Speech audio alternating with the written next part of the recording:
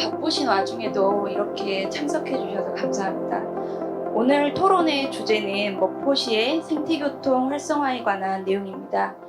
기후위기에 대응해서 자동차를 대신할 만한 친환경 교통수단에 대한 지원 사업이 부족한 실정을 파악하고 우리 시의 교통 약자와 보행자를 위한 친환경 교통 체계로의 개편이 필요한 시점에서 정책 제안의 토대를 마련하고자 오늘 토론회를 기획하게 되었습니다. 오늘 참석자분들을 먼저 소개하겠습니다. 김도영 목포대학교 환경공학과 교수님 오셨습니다.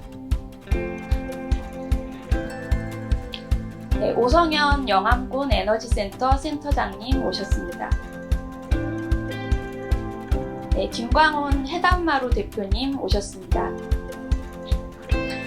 네, 이재훈 목포시 교통행정과 차관님 오셨습니다. 네, 김상철 공공교통네트워크 정책위원장님 오셨습니다. 네, 김화무 목포시 도시재생지원센터 센터장님 오셨습니다. 네, 그럼 토론회를 시작하기 앞서 저희 목포시 지속가능발전협의회 이해송 상임의장님의 인사 말씀이 있겠습니다. 네, 반갑습니다. 목포 지속가능발전협의회 의장을 맡고 있는 이해송입니다.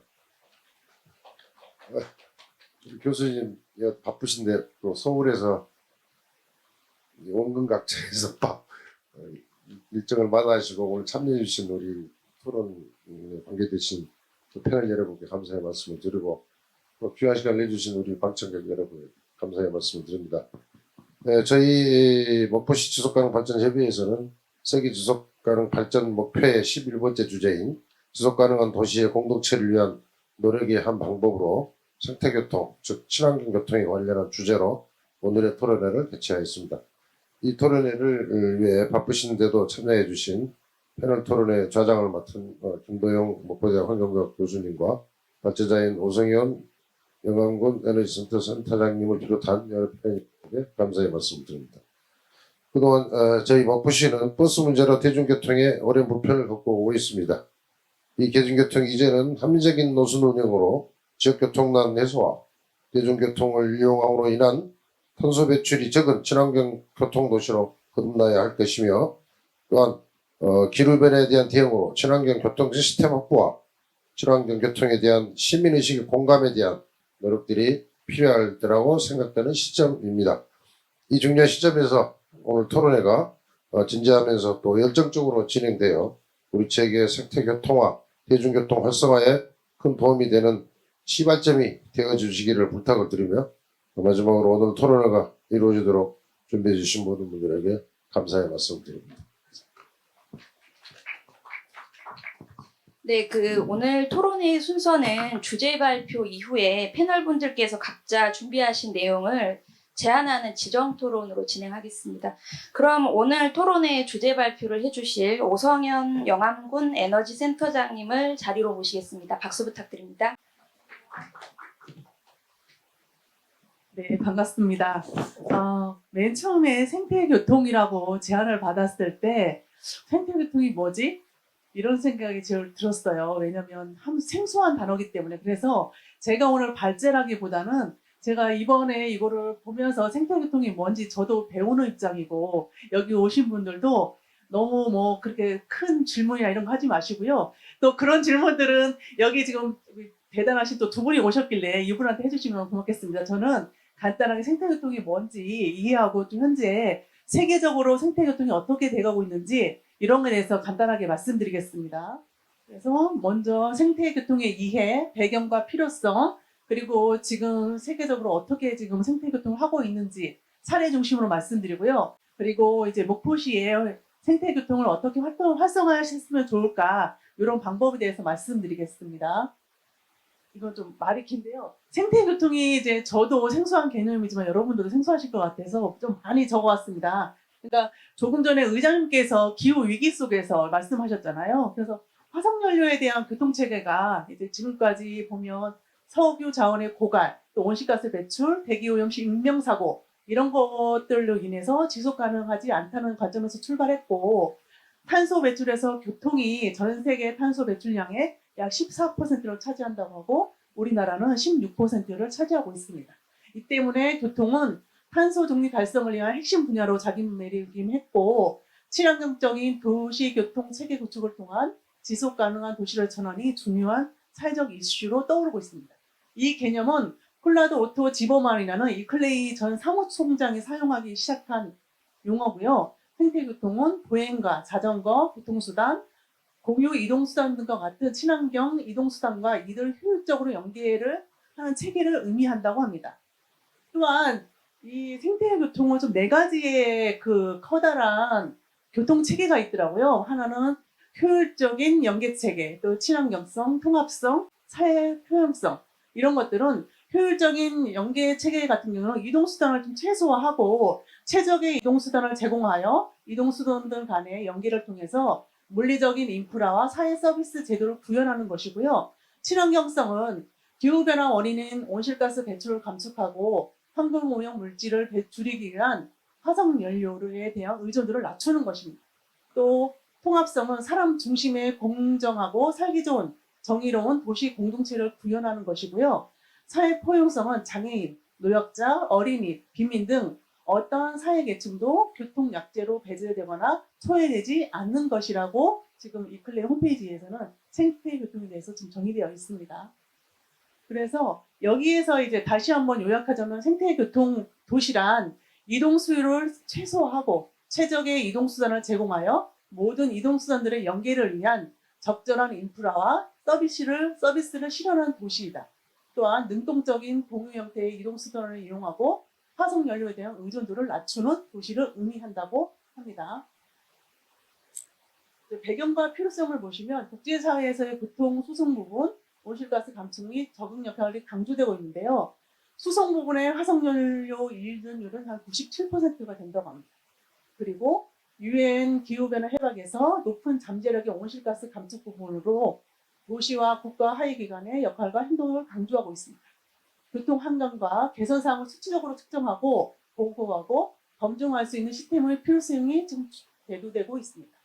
2050년까지 지구상의 자동차 수가 33억 대, 약 한 400% 증가한다고 지금 나와 있고요. 수송그룹 부문에서의 이산화탄소 배출량이 170% 증가할 것으로 예상되고 있습니다. 그래서 교통수단별 평균 탄소 배출량을 보시면 도보를 0으로 했을 때 자동차가 208%, 오토바이, 지하철, 버스, 고속열차 순으로 배출되고 있습니다. 이거는 1990년부터 2018년까지 온실가스 배출량을 살펴보시면 온실가스 배출량의 92%가 에너지를 사용하면서 배출되는데 46%가 에너지 산업 부분에서 30%가 제조 및 건설업, 수송이 16%, 기타 등으로 지금 온실가스가 배출되고 있습니다. 배기가스로 인한 건강 피해를 보시면 이제 한번 배기가스, 이산화탄소, 아산화질소, 오존, 미세먼지 이런 것들이 나오는데요. 이런 것들이 지금 현재 연구 결과를 살펴보면 치매, 알츠하이머의 원인이기도 하고 암, 호흡기 질환, 자폐증 유발, 또 초미세먼지 형성하는 과정 속에서 이렇게 지금 여러 가지 문제들이 발생하고 있습니다. 그래서 그럼 우리나라는 국토교통부는 어떻게 생태교통을 좀 하고 있나 좀 살펴봤어요. 그랬더니 국가교통물류발전 기본계획 비전 및 목표를 수립했는데 이렇게 지금 비전은 탄소 중립 실현을 위한 친환경 교통 물류체계 구축해서 5개 추진 전략이 쭉 있습니다. 그래서 내연 기관차에서 친환경 차로, 또 에너지 절감형 대중교통 체계 강화, 비동력 무탄소 교통수단 지원, 친환경 물류체계 구축, 첨단 교통 물류체계 구현 이렇게 5가지 추진 전략을 좀 세웠지만 지금 이대로 되고 있는지는 확신이 안 되죠. 왜냐하면 내년에 그 국가에서 재생에너지 관련 부분도 40% 예산을 삭감해 버렸기 때문에 이 부분도 지금 제대로 추진되고 있지는 않을 것 같습니다. 그래서 현재 교통체계의 문제점을 살펴보시면 OECD 해안국 교통사고를 2020년대 걸 비교해 봤어요. 그랬더니 OECD 평균 10만 명당 1.9명의 그 교통사고가 있었는데 우리나라는 7.7배로 엄청 높은 것을 좀 알 수 있습니다. 그리고 교통약자, 그 생태교통은 4가지 중에 좀 사회적 약자에 대한 이런 것들 현황을 살펴봤는데요. 교통약자는 지금 그 그래프를 계속 올라가고 고령자 추이도 올라가는 형태를 볼 수 있고요. 또 고령자 비행 사망자 수 비율을 살펴보면 예, 그 고령자 비율이 좀 높은 것을 알 수 있습니다. 그래서 생태교통이 지금 어떻게 다른 나라와 또 우리나라 지금 잘 되고 있는 나라가 어떻게 되어 있는지 좀 살펴보도록 하겠습니다. 여기는 콜롬비아의 메데진시의 케이블카인데요. 여기는 그 박원순 시장이 방문했다고 하더라고요. 이제 이 교통체계를 좀 배우려고. 근데 여기는 새로운 교통수단을 통해서 접근성 제약을 극복한 혁신적인 사례로 좀 나와 있는데요. 여기는 남측의 부유한 지역과 북측의 빈곤한 지역이 이렇게 분리된 도시라고 합니다. 근데 이 도시가 이렇게 분리되다 보니까 서로 교통이 편하진 않겠죠. 그러니까 남쪽에 잘 사는 지역에 일자리가 많이 필요하지만 북쪽에서 이 일자리를 찾기 위해서 내려오려고 해도 교통이 쉽지가 않다고 해요. 그런데 이런 것들을 위해서 서로 교류가 안 되고 이런 것들을 이 메데딘 시는 그 미주개발은행에서 이제 그 도움을 받아가지고 남측과 북측 연결하는 케이블카를 설치했습니다. 그래서 북측의 노동자와 상인이 남측으로 통근하는 것이 가능해졌고 결과적으로 더 이상 분리된 도시가 아니라 하나로 도시로 나아가는 계기를 마련됐다고 합니다. 그 메데딘시의 사례는 접근성 제약이 어떻게 불평등을 강화시키며 접근성 개선을 통해서 어떻게 주민의 삶을 개선할 수 있는지를 보여주는 사례로 지금 전 세계에서 많이 가고 있는 도시라고 합니다. 또 콜롬비아의 수도 보고타 그 시장이 엘리케 페날로사의 정책은 신은 오리를 걷는 동물, 보행자로 만들었다. 물고기가 헤엄치고 새가 날고 사슴이 뛸 필요가 있는 것처럼 우리는 살아남기 위해서가 아니라 행복하기 위해 걸을 필요가 있다. 이런 그 생각을 가지고 추진을 했어요. 그래서 주민들과 시민회, 시민단체와 지역계획위원회를 구성해서 세계에서 가장 진보적인 간선 교통버스 트랜스 밀레니오를 개통했고 또 피코이 풀가카라고 해서 일주일에 이틀간 출퇴근 시간에 차를 가지고 나올 수 없게 하는 시스템으로 보고타 전체 자동차의 40%가 운행 제한 조치를 시행하고 있다고 합니다. 이 분이 80명을 태운 버스가 있다면 한 사람을 태운 자동차보다 80배나 많은 공간을 차지할 권리가 있다. 이렇게 말하면서 했다고 하더라고요. 여기는 80명에 70명이지만 이 공간 차이가 좀 많이 나죠. 그렇게. 그리고 여기는 또 시클로비아라는 정책을 펼치고 있는데요. 매주 일요일과 공휴일에 약 130km에 달하는 도로에 차량을 통행 금지시키고 보행자와 자전거 이용자들만 사용할 수 있게 만들어놨고요. 시민들의 사회 활동을 활발하게 하고 도로의 용도를 다양한 정책을 펼치고 있습니다. 그래서 걷기와 자전거를 통한 이동은 비만과 만성질환을 감소시키고 있고요. 주말 이산화탄소 배출량이 평일 대비 16% 감소하고 있다고 합니다. 또 그 세금과 교통 분담률도 보면요. 아시아는 싱가포르, 홍콩, 도쿄는 자동차 소유 및 이용에 따른 비용을 높게 유지함으로써 대중교통과 보행, 자전거 이용을 좀 촉진하고 있고 캐나다 밴쿠버 같은 경우는 2040년까지 보행, 자전거, 대중교통의 교통 분담률을 현재 40%에서 약 75% 수준으로 높이는 것을 목표로 추진하고 있답니다. 그러니까 보면 저기 빨간색으로 보면 빨간색 그 그래프에서 보면 빨간색 표가 그 도시 진입할 수 있는 교통량이 감소하는 것을 알 수 있습니다. 제가 지금 감기가 걸려가지고요. 목소리 원래 아름답거든요. 감안해 주시고 들으십시오. 네. 그리고 여기는 뉴욕의 전 시장인데요. 이 시장은 지금 뉴욕의 타임스퀘어가 이런 거리였는데 차들과 사람과 뒤엉켜서 다니는 길이었는데 지금 이제 보행자 거리로 이렇게 만들어 버리면서 이제 교통사고도 줄어들고 그리고 부상도 감소하고 또 국민들의 생활 여건도 74%가 개선됐다는 이런 좀 평가를 받고 있다고 합니다. 이탈리아 밀라노 같은 경우는 자전거 경로 기획 프로그램으로 밀라노에서는 약 2년 사이에 68km에 이르는 자전거 도로가 만들어졌고 그중 상당 부분이 연구로 추진되고 있다고 합니다. 또 집에서 15분 이내에 새로운 녹지 공간을 만드는데 주민이 68%가 참여해서 찬성하고 이래서 진행하고 있다고 합니다. 독일의 생태교통을 살펴보면요. 프라이부르크의 주요 환경 정책 중에 하나는 교통 정책인데 그 편안한 보행 공간을 확보를 위해서 운행 횟수와 승차감을 높인 현대적인 전자 시스템으로 모든 시의 구역을 또 연결했고 이로 인해서 주민들의 65%가 전차역 가까운 곳에 거주하게 된답니다. 그래서 가까운 데 살면 당연히 차를 안 가져가고 당연히 대중교통을 좀 이용하게 되겠죠. 그리고 500km의 그 엄청 큰 거리에 자전거 도로망이 촘촘히 연결되어 있고 중심 시가지 대부분의 보행자 전용 공간을 조성해서 운영되고 있답니다. 또 거주자의 90%가 자동차 시속 30km 이하로 운행하는 구역에 살고 있어서 매우 부유하고 평온한 도시 환경을 지금 하고 있다고 합니다.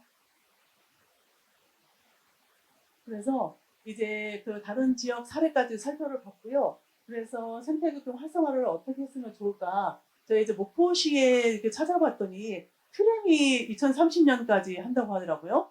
근데 저희 그 트램 한번 생기면 반발도 심하죠. 왠지 그 공사 기간 동안 차 막혀줘, 막 소리 나지, 뭐 이런 것 때문에 심하다고 하는데, 저는 깜짝 놀랐어요. 그 목포 예전에 이거 하나 처음 알았거든요. 그래서 이 트램이 최초에 하는데, 그러면 이 트램에 움직이는 전기 에너지를 화석연료로 할 것이냐, 아니면 이거를 지속 가능하게 재생에너지로 할 수 있는 방법을 찾아낼 것인가, 이게 중요한 것 같아요. 앞으로 목포시가 지금 계획 중인가요? 아니면 공사에 하고 있는가요? 계획,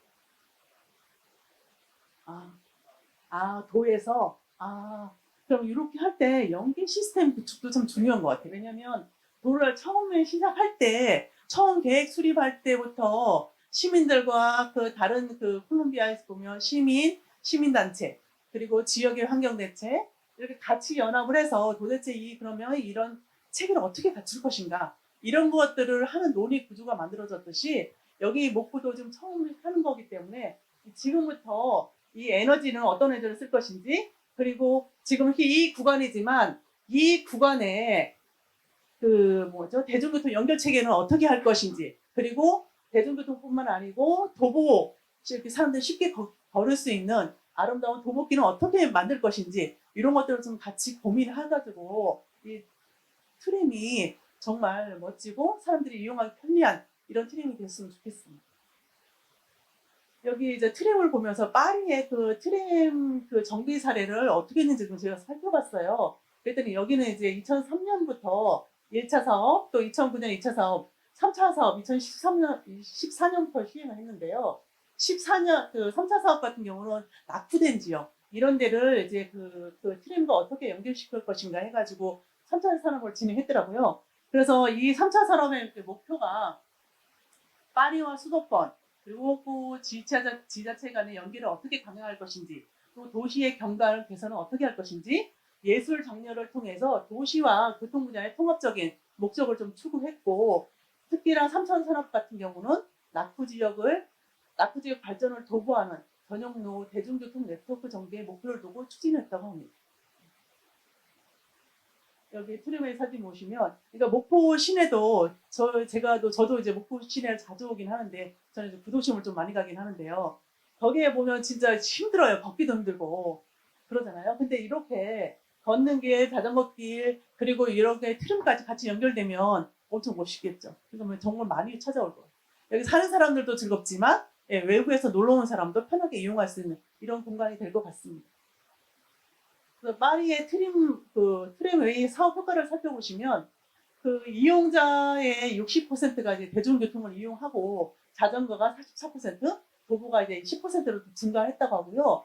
자동차 그 교통량이 45%도 감소를 했고 사고율도 50% 감소하고 여기도 맨 처음에 엄청 반대를 했대요. 상가들도 그렇고. 왜냐면 트램만 지나가는 게 아니고 그 옆에 가로수도 만들죠. 그 옆에 자전거길 만들죠. 그러니까 차를 세워서 그 물건을 사는 사람들 어떡하냐. 이래서 이쪽 파리 사람들도 반대를 많이 했다고 하는데 결국은 지금은 이제 공실률이 지금은 훨씬 더 다른 지역보다 더 낮은 이렇게 좀 활성화가 됐고요. 그래서 상권에도 확정되는 이런 것도 있었습니다. 그리고 공기의 질도 당연히 좋아졌고요. 이러면서 또 환승 연계, 그러니까 94% 환승이 용이하게 이렇게 해서 훨씬 더 이렇게 빠르게 할 수 있고요. 이렇게 되었다고 합니다. 제가 이제 살기는 나주에서 살고 있는데 그 중심 시내에 차 없는 거리 이거를 조성하려고 했었어요. 그래서 차 없는 거리 뭐 토론회도 하고 이런 걸 쓰는데 상가분들이 그렇게 반대해가지고 결국 정치인은 또 상가분들의 그런 의견을 또 바로 수긍하시대요. 그래서 저희는 이제 그럼 차를 어떻게 물건 수송차를 어떻게 하냐 그래서 오전이든 오후든 한 시간대만 정해서 그때 와서 그 물건 넣고 그 나머지는 나무 좀 심고 벤치도 하고 물길도 만들고 사람들이 좀 쉬면 좋겠다 이렇게 만들었는데 제안을 했었는데 결국은 이제 그대로 그냥 시멘트 깔고 했었는데 지금은 공실률이 한 7, 80%입니다. 완전히 망했어요. 그러니까 걷고 사람이 쉽게 이용하게 만들지 않으면 상가도 죽는데 그거를 그냥 단편적인 생각만 하신 것 같아요. 근데 이제 파리의 이런 사례를 보면 여러분들도 이제 앞으로 목포에 그런 트럭이 생기면 아주 선진적인 그런 사례가 돼서 다른 지역에 모범이 되고 여기 이용하시는 분들도 편리하게 이용하는 이런 시스템이 생태교통 시스템이 됐으면 좋겠습니다. 예, 저는 마치도록 하겠습니다. 네, 센터장님 감사합니다. 오늘 자료 준비해 주신 오성현 센터장님께 다시 한번 큰 박수 부탁드립니다. 네. 그럼 잠시 자리 정리하고 패널분들 앞으로 모셔서 지정토론 바로 시작하도록 하겠습니다. 패널분들은 앞으로 나와주시기 바랍니다. 네, 저희가 토론의 형식은 지정토론으로 되어 있고요. 지금 각 패널분들께서 주제에 맞춰서 약 5분 정도씩 준비해 오신 내용을 좀 발언해 주시면 되겠습니다. 그러면 지금부터 진행은 목포대학교 환경공학과 김도영 교수님께 부탁드리겠습니다. 네, 반갑습니다. 네, 오늘 좌장을 맡은 목포대학교 환경공학과 김도영 교수입니다. 다시 한번 인사드리겠습니다. 네, 저는 목포대학교 환경공학과에서 대기환경 그리고 기후변화연구소를 운영하고 있습니다. 그래서 대기환경, 지구환경, 또 온실가스, 기후변화 대응 적응 이런 관련된 연구를 20년간 해왔고요. 오늘 이제 생태교통이라는 아주 현 시대에서 꼭 필요하면서도 중요한 사항에 대해서 토론을 하게 돼서 대단히 영광으로 생각을 합니다. 오늘 참여해주신 지정 토론자분들 시작할 때 서두 부분에서 소개를 드렸지만 다시 한번 지정 토론자분들 한번 다시 한번 소개해드리겠습니다. 먼저 해담마루 김광훈 대표님 나오셨습니다. 그리고 공공교통네트워크의 정책위원장 김상철 위원장님 나오셨습니다. 네. 그리고 목포시 교통행정과의 이재훈 차관님 나오셨습니다. 네. 목포 도시재생지원센터장 김화우 센터장님 나오셨습니다. 네. 네, 그리고 오늘 발제를 해주신 영암군 에너지센터의 오성현 센터장님이십니다. 네. 지정토론이니까 한 분씩 오늘 주제인 생태교통과 관련해서 직접적인 관련이 있거나 또는 직접적인 관련이 없더라도 이와 연관된 사항에 대해 있으시면 이에 맞춰서 약 5분 정도씩 토론을 부탁드리도록 하겠습니다. 괜찮으시면 제 오른쪽부터 시작했으면 좋겠는데, 예, 안 하시겠습니까? 예, 먼저 해담마루 김광훈 대표님의 말씀 들어보도록 하겠습니다. 시간이 되면 뭐 띄워놓고 말씀드리면 좋겠지만 안 되는 거니까요. 생태교통과 관련된 부분에서 용어 정리가 우선적으로 좀 필요할 것 같습니다. 이게 꼭 뭐 학술적 용어다, 뭐 행정적 용어다 이런 개념을 떠나서 저처럼 자전거를 타는 사람들의 기준에서 봤을 때 생태교통이라는 말도 있고 녹색교통이라는 말도 있습니다. 들어보셨을 텐데요. 제 기준으로 생태교통은 에코모빌리티의 관점으로 본다고 치면 걷거나 자전거 타는 것 정도로 끝나는 겁니다. 이제 녹색교통을 포함시켰을 때 공공교통, 일종의 우리가 이야기하는 통상적인 대중교통과 관련된 부분을 포함시키는 부분들이 없지 않아 있어서, 그래서 제가 목포시가 생태교통 활성화 이 토론을 하신다고 해서 대중교통은 그럼 포기하시는 건가? 이런 고민도 했었거든요. 근데 이제 그렇지는 않으실 거라고 저는 보고 있는 거고, 그래서 생태교통의 범주를 왜 이런 말씀을 드리냐면 목포의 구도심까지는 생태교통의 관점, 그러니까 걷거나 자전거로도 충분하게 지금 뭐 유럽이나 이런 곳에서 하고 있는 15분 도시라든지 이런 것들을 구현해 볼 수 있지 않겠는가라는 생각이 들어서 제가 용어 정리를 하자고 한 거예요. 목포 전반적으로 봤을 때는 녹색교통이 맞을 수 있죠. 그렇지만은 권역을 좀 나눴으면 좋겠다 이런 생각을 가져서 말씀을 드리는 겁니다. 뭐 꼭 이건 제가 시간이 되면 나중에 해드릴게요. 이게 이제 광주하고 목포를 비교해서는 안 되지만 단순하게 그냥 인구적 대비만 보더라도 목포가 한 21만, 2만 정도 되지 않습니까? 광주는 143만 정도 되는데 광주 모델을 목포에다 이야기하는 것은 조금 안 맞을 수도 있는 부분이 없잖아 있어요. 그래서 제가 지금 하고 있는 것은 첨단 자전거 시범 마을인데 광주의 첨단지구, 그러니까 광산구의 일부죠. 이 정도면 목포의 구도심과 연계된 외곽까지는 아니지만 얼추 그 정도까지는 맞춰지지 않겠는가라는 부분에서 먼저 용어 정리와 제안을 드리는 것이고, 그 다음에 이제 해외 사례 우리 발제자님께서 발표해 주셨지만은 생태교통의 관점에서의 벤치마킹이라는 배울 부분 이런 것들은 필요로 하고, 저도 발표해 주신 내용의 웬만한 도시는 다 가서 직접 봤습니다만은 목포와 비슷한 정도의 인구와 이제 면적은 좀 더 넓으니까요. 왜 그러냐면 해외가 우리하고 지형적인 부분이나 이런 것도 좀 다르고 그렇지 않습니까? 그래서 인구적 부분에서 봤을 때는 네덜란드의 위트레이트라든지 독일의 민스터 이 정도가 한 30만 정도 되는데, 이 정도 규모에서의 자전거 선진도시라든지 생태교통의 선진도시를 좀 더 면밀하게 보셨으면 좋겠다라는 제안의 말씀을 드리고, 오늘 여기 보니까 목포시에 관계하시는 분들도 계시고 막 이러지 않습니까? 이럴 때 외부 사람이 해줄 수 있는 유일한 말은요, 꼭 가보셔야 된다는 겁니다. 발제자 이야기 듣고 가봤던 사람 이야기 듣고는요 감을 모르시거든요. 그래서 목포시에서 적극적으로 이 생태교통과 관련된 활성화를 위해서는 이와 관련된 팀을 꾸리셔서 앞서 제가 말씀드렸던 그 지역을 꼭 가보셔야 돼요. 갔다 오셔서 우리도 꼭 이렇게 좀 따라라도 해봤으면 좋겠다 하는 생각을 가지실 필요성이 있겠다. 뭐 요즘 뭐 유튜브 잘 돼 있으니까 그거 보면 됩니다. 그거하고 감이 달라요. 그래서 그런 부분에 약속을 좀 해주십사 하는 말씀을 좀 드리고 싶고요. 두 번째는 앞서 발제하시는 과정에서 나왔습니다만은 중요한 부분이 지역 주민의 의견인 것 같습니다. 그러니까 구도심을 어디까지 구도심으로 볼 것인가. 저는 이제 15분 도시의 사례를 드렸습니다만은 그럼 기준점을 잡고 15분 도시의 근간인 구도심을 어디로 볼 것인가를 봐서 거기를 생태교통이라고 치면 거기에서 이야기하는 지역 주민의 의견과 그 이외에 목포 외곽까지를 포함시킨 전반적인 목포시 관점에서의 그 분위기는 또 다를 수가 있거든요. 그렇다고 치면 오히려 일이 두 가지로 늘어버릴 수가 있어요. 생태교통을 활성화하기 위한 지역 주민의 모임과 녹색교통, 그러니까 대중교통까지를 포함한 녹색교통의 범위에서의 지역 주민의 관점은 다르다는 거죠.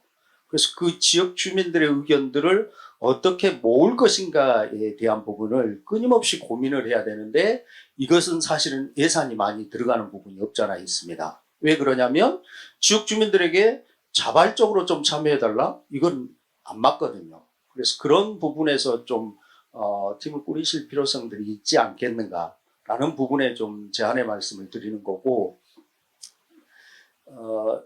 광주에서 제가 시도하는 것은 1차적으로 기본 설계만 하자고 그랬습니다. 기본 설계라는 게 딱 제가 지금 여기까지 이야기하는 부분입니다.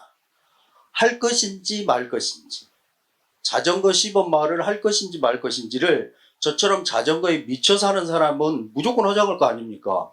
그리고 자동차에 중독돼 있는 사람은 무조건 하지 말자고 하죠. 이런 목소리가 중요한 게 아니라 정말 그 지역에 사는 사람들의 목소리가 무엇인지를 들어보자 하는 거였거든요. 그걸 내년 5월까지 할 계획으로 되어 있습니다.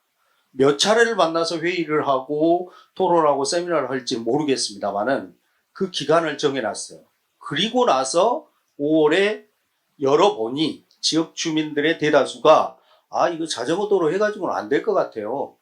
이 15분 도시 이거 힘들 것 같습니다. 현실적으로. 뭐 그냥 자가용 승용차 이용자 기준으로 봤을 때 일방로만 해줘도 훨씬 더 수월함에도 불구하고 일방로 지정하는 게 얼마나 어렵습니까? 상가의 반대라든지 이런 민원 때문에. 그런 관점에서 봤을 때 그들 입장에서는 절대 해서는 안 된다 이런 의견들도 있을 것 아닙니까? 그런 부분들을 확인해서 지역 주민들의 의견이 반대다 하면 하지 말자는 겁니다. 그래서 자전거 전용 도로부터 무슨 주차장이니 교육 프로그램이니 이런 거 다 이제 못하게 되겠죠. 그때 가서 되면. 그런 부분을 먼저 시도했던 건 뭐였냐면 1차적으로 이런 거였어요.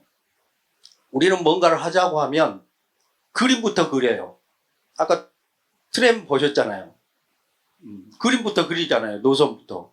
여기를 얼마나 이용할지 안 할지는 모르고 또 트램이 필요한지 안 필요한지도 물어보지도 않고 그려놓는단 말이죠. 행정 입장에서 이거 무조건 되게끔 만드는 구조로 가는 거고. 네. 그래서 그런 문제점을 미리 파악하고 전문가들은 그런 분석을 해주는 사람이 돼야 되는 거지. 1차적으로 자전거 좋아하니까 저 정도로 만들어주면 많이 타겠죠. 안전하게 좀 만들어주세요. 주차장도 많이 만들어주시고 그래서는 안 된다라는 관점이 있다라는 부분에서 기본 설계를 하는 것이고 기본 설계 결과를 보고 다음에 실시 설계를 할 것인지 말 것인지 이렇게 볼 것이고 실시 설계가 끝나면은 그렇게 착공을 할 것인지 말 것인지를 또 분석을 하겠죠. 그런 과정들을 저는 해보고 싶었기 때문에 끊임없이 제안드렸고 그걸 관철시켜서 지금 시범 사업을 해보려고 하는 부분이 없지 않아 있습니다. 마지막으로 5분 넘어갔고 죄송한데요. 좀만 더 이야기 드리겠습니다. 마지막으로 한 말씀만 좀 드리면 행정의 관점인데요. 이거는 말 그대로 아까 콜롬비아라든지 보고타라든지 아니면 꾸리치바라든지 이런 사례 또 프랑스 사례 파리 사례 이야기하셨지만 강력한 리더십이 좀 필요합니다. 그러니까 시장이 얼만큼 뭐 그냥 방송도 하셔서 어쩔지 모르겠습니다만은 좀 미치지 않고서는 이게 도저히 불가능한 일들이 있어요. 근데 미친다는 것은 건강하게 미쳐야 되는 부분이 없지 않아 있는데 이건 뭐냐면 지속성을 가질 필요성이 있겠다라는 거예요. 하기로 했는데 시장이 바뀌면 또 못하는 거예요. 왜? 전임 시장이 했던 거 내가 굳이 할 필요 있어? 이어서 할 필요 있어? 이렇게 보는데 길이라는 것은 이어가는 거지 끊기면 거기서 끝나는 거 아니겠습니까? 그러니까 지금 우리가 하고자 하는 것은 길을 만들겠다라는 관점인데 행정적 표현으로 봤을 때나 정치적 표현으로 봤을 때는 길은 거기서 내가 아니면 끊기는 거야 이렇게 봐버린다는 거예요.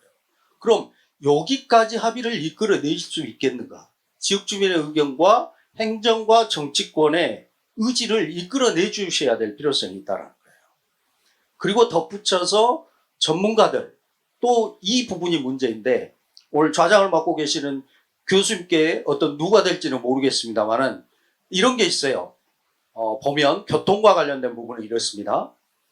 유럽파가 있고 일본파가 있고 미국파가 있어요. 그러니까 어디 학교에서 학위를 따서 배워왔느냐 이 차이가 달라요.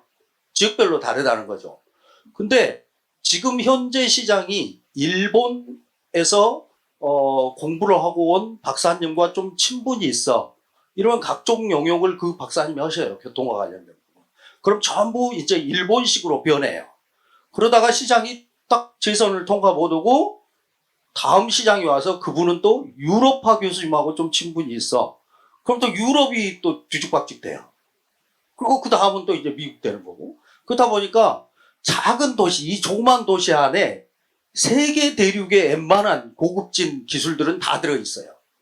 거기다가 요즘 최근에 뜨고 있는 남미의 사례까지 여기다 집어넣으려고 하니까 완전히 종합 선물 세트가 돼버리는 거죠.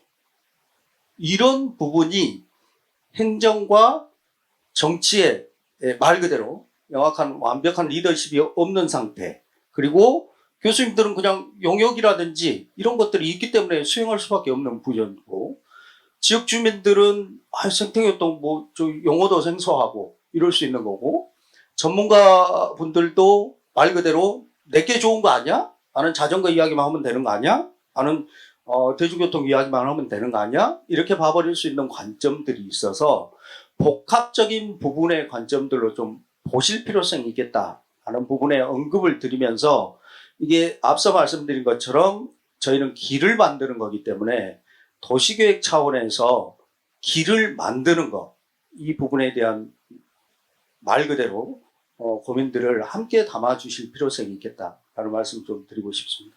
고맙습니다. 네, 김광훈 대표님 아주 좋은 말씀 감사합니다. 우리 목포에 부합하는 생태교통, 녹색교통의 범주의 설정의 문제성, 또 우리 아무 지역이나 겨냥하는 게 아니고 우리 목포하고 도시 규모나 또는 구조 등이 유사한 선진지에 대한 견학 또는 벤치마킹의 중요성, 그리고 지역 주민의 의견 수렴이 얼마나 그리고 적절하게 편중되지 않도록 수렴하는 것의 필요성이랄지, 또 강력한 리더십의 필요성 등에 대해서 말씀해 주셨습니다. 다음으로는 우리 공공교통 네트워크 김상철 정책위원장님의 말씀 들어보도록 하겠습니다. 네, 반갑습니다. 사실은 생태교통이라고 하는 주제가 낯설면 낯설고 또 익숙하면 익숙합니다. 이게 익숙한 데에서는 어떤 느낌이 있냐면 해도 안 되는 거. 예. 왜냐면 생태교통이 이제 경기도로 경기도 수원이나 이런 데에서 이제 열심히 하려고 했죠. 근데 이제 그게 남은 게 뭐냐? 라고 하면, 거기에서 열심히 하셨던 분들은, 별로 없어. 이렇게 얘기를 하고 있는 거고. 근데 사실 그러다 보니까 이 생태교통이라고 하는 패러다임이, 전국적으로 확산되는 좀 한계가 있는 것 같습니다. 근데 재밌는 거는 국토교통부 차원에서 이 얘기를 꺼내면 자기네들은 하고 있다고 얘기하죠. 왜냐하면 지속가능 교통평가라고 하는 것들을 하고 있거든요. 그리고 거기에 주요한 지표가 또 생태교통 지표와 또 어울리는 부분이 있어요. 그런데 지속가능 교통평가라고 하는 것을 아는 시민들이 별로 없죠. 지방자치단체도 그거에 그렇게 신경 쓰지 않습니다. 왜냐하면 중앙정부가 평가를 하려면 거기에 적절한 인센티브나 자원이 줘야 되는데, 그냥 그 평가 점수 받은 게 결국 큰 영향을 미치지 못하는 것이죠. 사실 저는 이런 상황이 생태교통이 옳으냐 그르냐의 문제가 아니고 우리나라 교통정책이 처해 있는 어떤 상황을 보여주는 것 같습니다. 그래서 고민 끝에 생태교통을 하기 위해선 그것의 전 단계가 몇 가지 있을 것 같다. 그러니까 이를테면 우리가 생태교통이라고 하는 거에 다다르려면 그게 한 2층에 있는 건데, 우린 지금 한 1층 정도에 있다고 생각을 하면 2층을 올라가기 위한 일종의 계단을 만드는 작업부터 조금 고민해야 되는 거 아닌가라는 생각이 들었고요. 그러면서 이제 좀 제안드리고 싶었던 것이 바로 도로를 회복하는 부분이었습니다. 그러니까 저는 상대적으로 목포를 최근래에 많이 왔다 갔다 하게 되는 일이 생기는데요. 사실 제가 제일 이해할 수 없는 것은 도로 환경입니다. 기본적으로 2차선이 있어도 사실 1차선으로밖에 사용하지 못하는 목포시의 도로 환경 보고, 그리고 버스를 타고자 하는 사람들이 찻길로 나와서 버스를 타는 환경이 저한테는 잘 이해가 되지 않습니다. 그러니까 이를테면 생태교통이라고 하는 걸 얘기하기 이전에 기존에 자가용이 없는 사람들의 교통 환경이 어떤지에 대한 것들을 고민하는 것이 훨씬 더 우선 아니냐라는 생각이 있는 거고요. 그리고 구도심 지역의 그 보행 전용 구역이나 혹은 생태교통 전용 구역을 만든다는 것도 전적으로 동의를 하는데, 재밌는 것은 현재 그렇게 갓길 주차되어 있는 차량들을 어떻게 치울 수 있느냐라는 시민적 합의를 어떻게 만들 수 있느냐 훨씬 더 관건인 것 같습니다.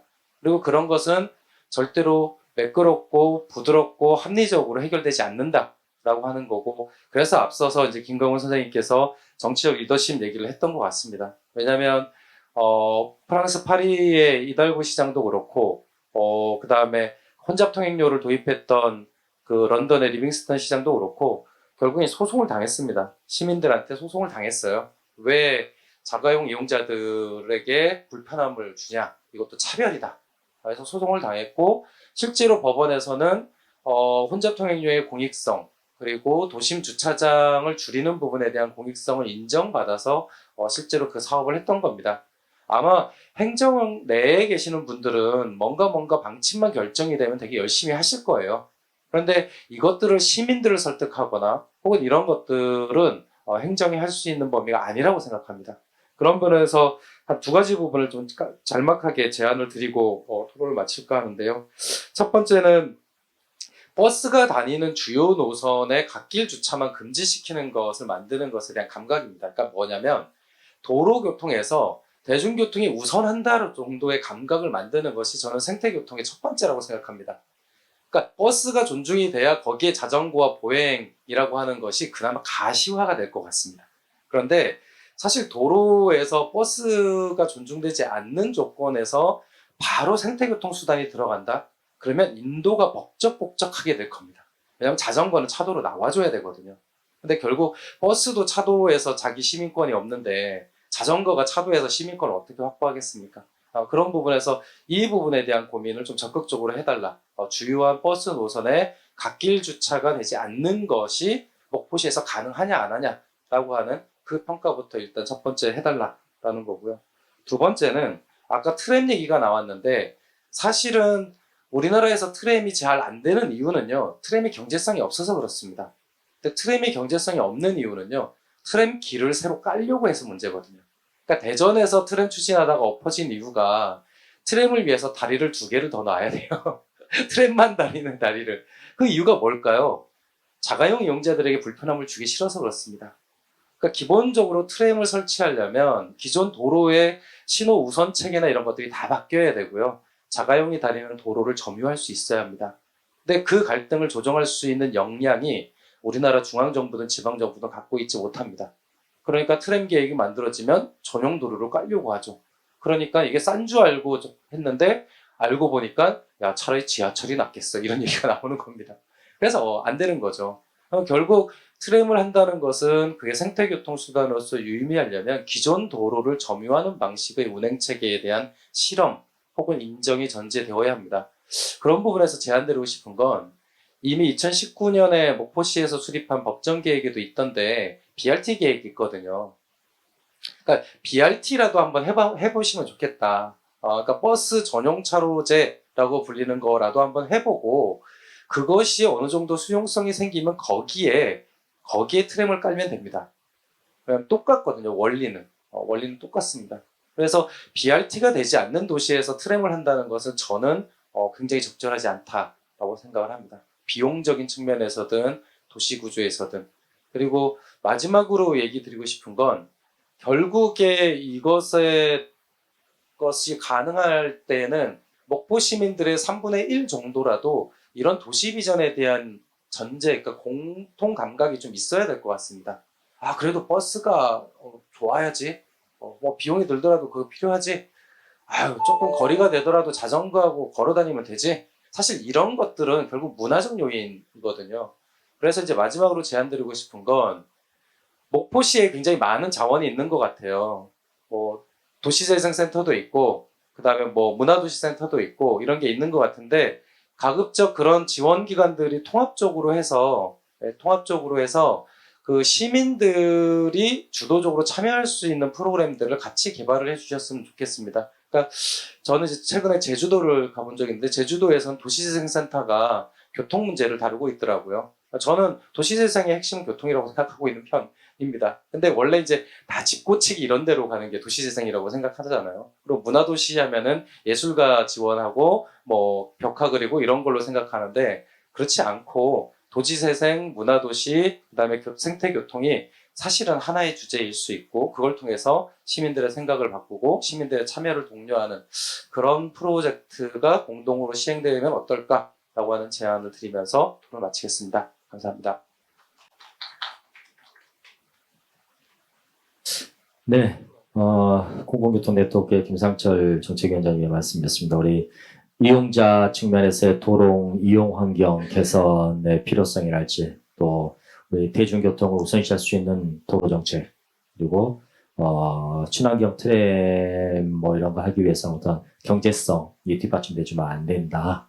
그래서 BRT와 같은 것을 우선적으로 한번 시범적으로 시행할 필요가 있겠다. 그리고 마지막으로 굉장히 중요한 시민이 참여할 수 있는 어떤 문화적인 측면에서의 프로그램 개발 등도 필요한 부분이겠다라는 말씀을 해주셨습니다. 우리 다음으로는 목포 도시재생지원센터의 김하우 센터장님의 말씀 들어보도록 하겠습니다. 네, 안녕하십니까. 목포 도시재생지원센터의 김화무라고 합니다. 앞서 지금 토론자 해담마루 대표님이나 또 김상철 대표님께서 큰 주제의 틀을 다 말씀을 해주신 것 같고요. 그 내용 중에 제가 지금 활동하고 있는 목포 원도심에 대한 이야기들이 이제 거론이 되시는 것 같아서 저는 좀 좁은 범위의 이야기를 좀 하고 싶습니다. 도시재생하고 생태교통 정말 밀접한 주제이죠. 둘 다 지속 가능한 어떤 체계를 지향하는 바가 같고 도시재생에서도 상당히 요즘에는 그 환경적인 부분 그리고 사회적인 부분을 강조를 많이 하고 있는 추세입니다.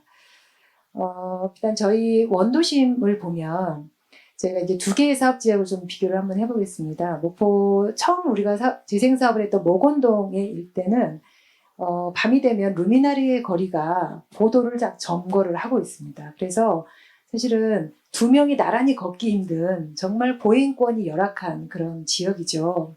그래서 상당히 걷기가 힘듭니다. 그나마도 한 사람이 걸을 수도 없을 정도로 개구리 주차를 다 해놓고 있는 그런 상황들이죠. 그래서 차도로 경유를 해서 지나가야 되는 정말 열악한 환경에 처해 있는 것이 목포 원도심입니다.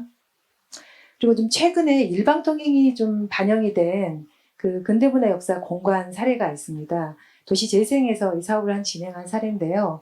상당히 어려운 그런 결과였습니다. 2019년부터 용역을 시작을 했죠. 그래서 과연 여기가 일방통행이 적정한가라는 그런 용역을 했고 또 그 과정에 대해서 주민협의체를 통한 그런 주민 합의를 계속 이제 유도를 했습니다. 그래서 일방통행을 하는 것으로 결정이 됐었는데 2010년, 2020년, 21년 코로나를 저희가 겪으면서 소상공인들이 너무 어려웠죠. 그래서 그 일방통행에 대한 사회적 합의를 번복을 이제 하게 된 겁니다. 그래서 다시 여론을 이제 추스려야 되는 그런 상황에 이르렀는데요. 어찌됐건 우리가 반대하는 여론이 훨씬 강성이기 때문에 부분적으로는 찬성하는 여론들이 묻혀져 있기 마련입니다. 그럼에도 불구하고 어쨌든 저희 시에서는 일방통행을 이제 실현을 시켰고요. 지금 현재는 그렇습니다. 일방통행이 이제 작년 11월에 진행을 해서 제가 벌써 1년의 시간이 지났는데요. 생각보다 우리가 일방통행을 실현하기까지의 사회적 합의 기간이 한 2년이 걸렸는데요. 이것을 일방통행을 정착하는 데도 시간이 좀 필요할 것 같습니다. 원래 일방통행을 이제 시작했던 사유는 사실은 뭐 교통의 흐름 이런 것도 중요하지만 커다란 것은 보행권의 확보였습니다. 근대문화 역사 공간이 이제 관광지로서 이슈가 되면서 상당히 많은 관광객들이 그 공간을 찾고 있는데 갓길에 주차되어 있는 차량 사이사이를 피해가면서 보행의 안전성이 전혀 확보가 되질 않았죠. 그러면 걷기 힘든 도시에 그것이 소비 행태로 이어지기가 쉽지 않은 그런 구조였기 때문에 기존에 있는 도로를 이제 다이어트를 해서 일방통행을 추진하고 한쪽은 주차, 한쪽은 보행 이런 체계로 저희가 실현을 하고자 하는 지금 과정에 있다 이렇게 생각을 합니다. 그래서 지금 현재는 저희 교통항정과도 나와 계시지만 사실은 단속이 여의치 않은 걸로 알고 있습니다. 아직도 행정과로 이관이 되지 않았고요. 그래서 아직 계속 지속적인 그런 두 가지 민원 일방통행을 처리해야 된다. 기왕이 했으니 빨리 정착을 시켜주라. 이런 현장에서는 두 가지 주민의 목소리들이 계속 나오고 있습니다. 저도 이제 원도심에 살고 있으면서 낮이고 밤이고 늘 그 공간을 걷습니다만은 이 보행권은 정말 중요한 원도심의 핵심인 것 같습니다. 왜냐하면 저희가 관광의 패턴이 아주 많이 변해가고 있고 특히 목포 같은 경우는 목포의 정체성을 보기 위해서는 이 원도심을 찾게 되는 것이고 또 이 원도심의 이 로컬 관광은 빠른 관광의 패턴이 아닙니다. 사부작 걸어가면서 그 지역의 정감을 느끼는, 정취를 느끼는 이런 관광의 패턴들이 조금 더 편안하게 그 공간에 머무를 수 있게 하려면 이 보행권의 확보가 정말 시급한 부분인데요.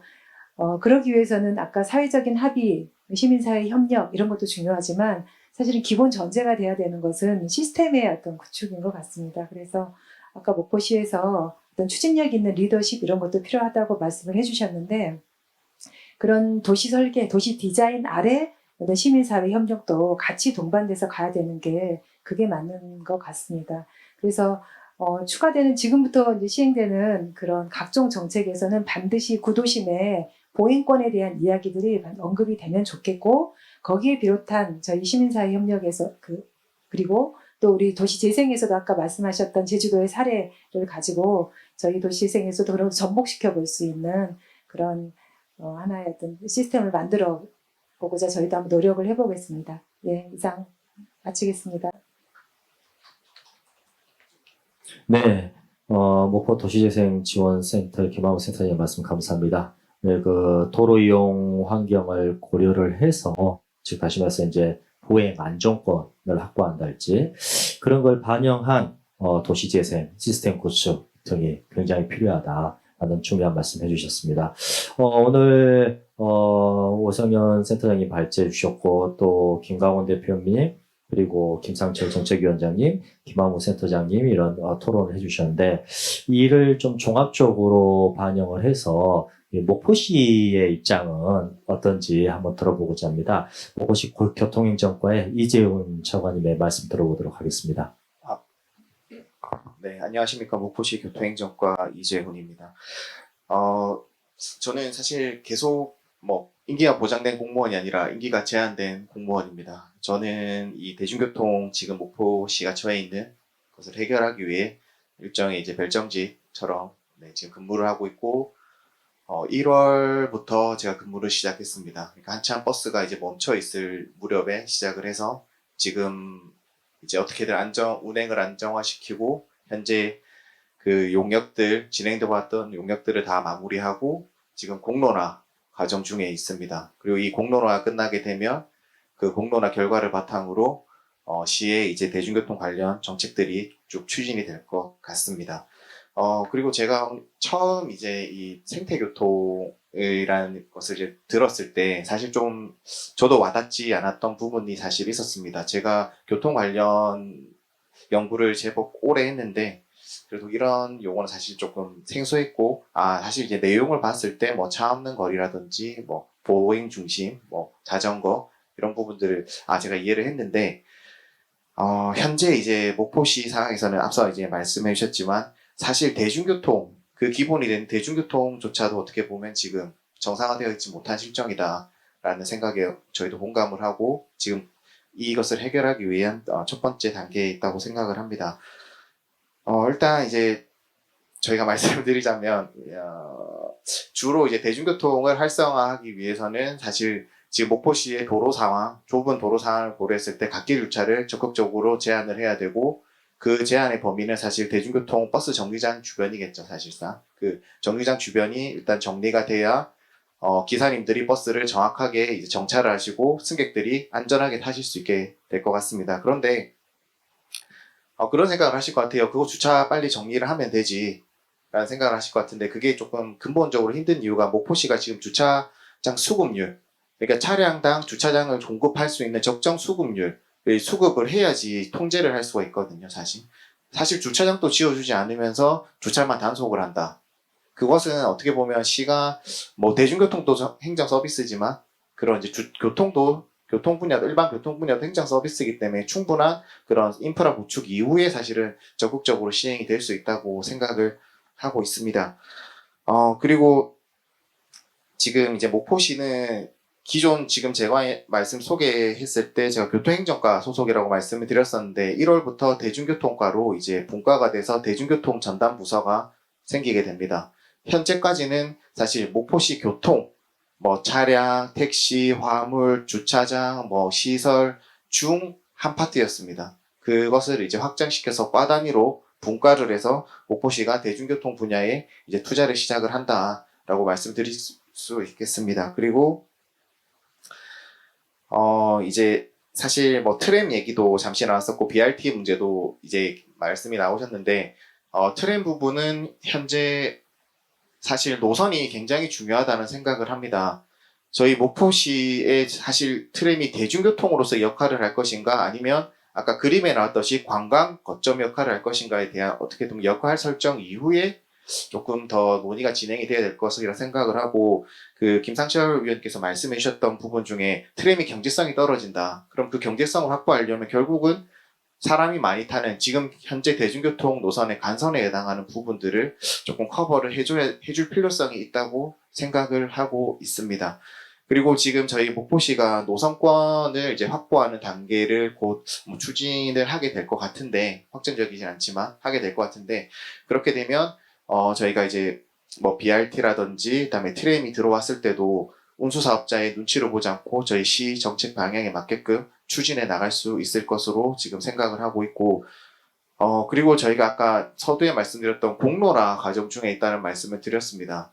저희 목포시가 사실 제가 공론화 얘기를 처음 와서 꺼냈을 때 다들 반대하셨거든요, 사실. 근데 제가 공론화를 해야 된다라는 주장하는 사람 중 한 사람이었는데, 왜 공론화를 해야 되냐라고 했을 때 결국은 시민 참여가 필요한 부분이 있다고 생각을 합니다. 그리고 그것이 시간이 걸리고 돈이 들지만 그렇게 한 정책이 쉽게 바뀌지 않는 거고 지속 가능성을 확보할 수 있다고 생각을 하고 있습니다.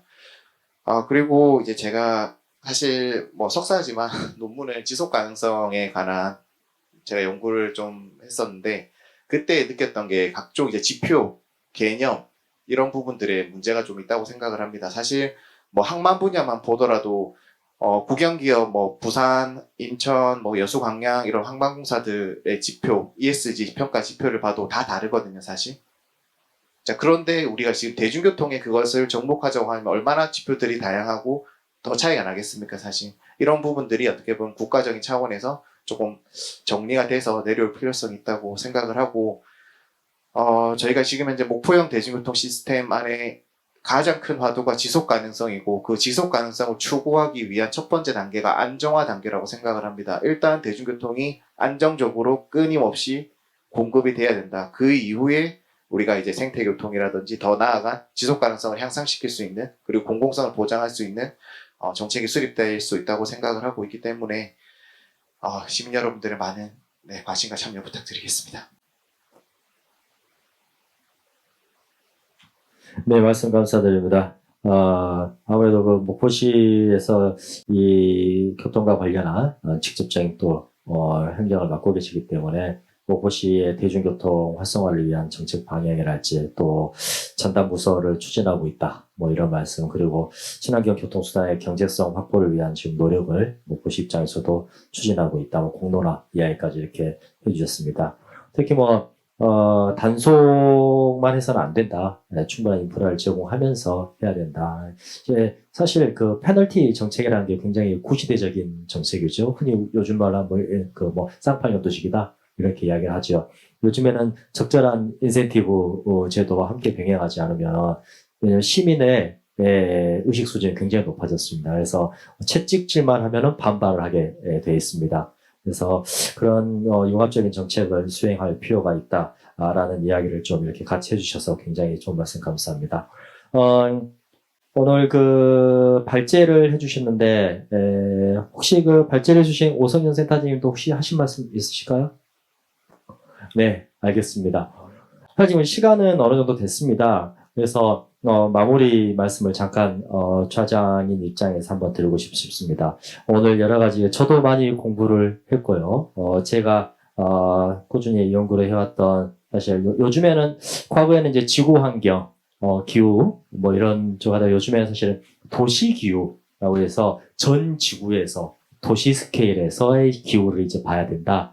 이게 굉장히 주목받고 있는 분야입니다. 그래서 지구온난화 기후변화라는 게 지구라는 용어가 들어가니까 이거 뭐 저세상일 같아요. 그래서 이제 그게 직접적으로 내가 살고 있는 도시에 얼마나 영향을 미치는가 라는 거에 대한 도시기후에 대한 관심이 굉장히 높아지고 있습니다. 그래서 과거에는 기후하면 굉장히 큰 스케일을 이야기를 했고, 도시하면 기상, 뭐 도시기상 이렇게 이야기를 했어요. 근데 지금은 도시기후라는 용어를 굉장히 많이 사용을 합니다. 그래서 도시가 가지고 있는, 이 지역이 가지고 있는 특유의 기후가 바뀐다는 거죠. 그래서 그거에 대처하기 위해 사실은 이런 생태교통이랄지 녹색교통이랄지 이런 것도 그런 노력이 한 일환으로 등장하는 겁니다. 여기서 우리가 이제 주의해야 될 점은 이런 거죠. 녹색 이런 이야기를 하면 사실 친환경을 가장 먼저 떠올립니다. 차가 많이 다니까 매연이 심해, 미세먼지가 심해, 그렇죠.